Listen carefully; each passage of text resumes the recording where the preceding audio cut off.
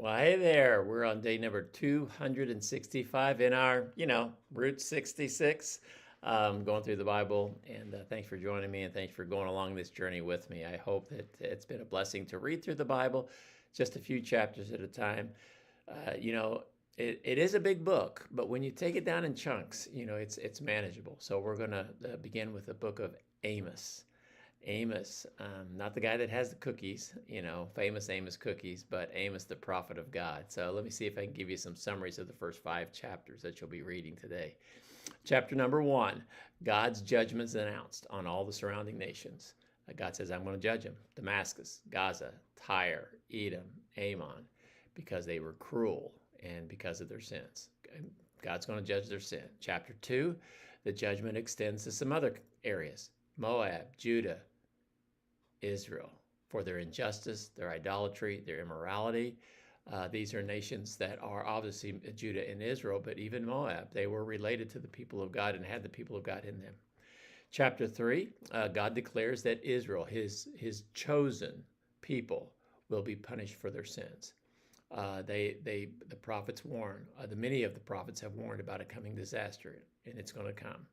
And in chapter 4, it emphasizes Israel's stubbornness, their stubbornness to change, to continue doing what they want to do in spite of God's discipline.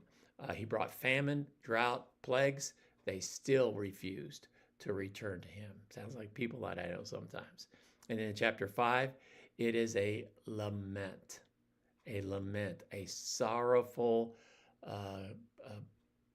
chapter about Israel's coming fall. God says God wants them to come after him, to seek him so that they can live. If they want to turn from him, he allows them, reject their empty worship, and justice is going to, I love this phrase, justice is going to roll down like water.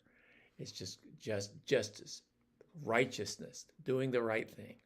So some lessons that we can learn from these 5 chapters. 1, God holds all nations accountable for sin, not just his people. God will judge all nations for the sins that they have committed. I don't know how that's going to work. I don't know how God judges a nation, but he will. And I know sometimes he does it in our lifetime, and I know there is going to be a final judgment of nations.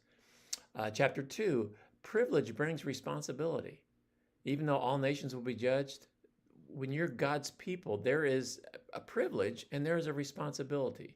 And God's people will be judged more strictly. And when we know what we ought to do, shouldn't we be more responsible to live the right kind of life? And so that's an emphasis in this. And then a third lesson is true worship must be matched with justice and righteousness. In other words, how we live on Sunday should reflect how we live Monday, Tuesday, Wednesday, Thursday, Friday, how we treat other people. It's not just our relationship with God, it's our relationship with others as well. Jesus said, love God with all your heart, soul, mind, and strength, and love your neighbor as yourself. True worship must be matched by our justice and righteousness and kindness to other people.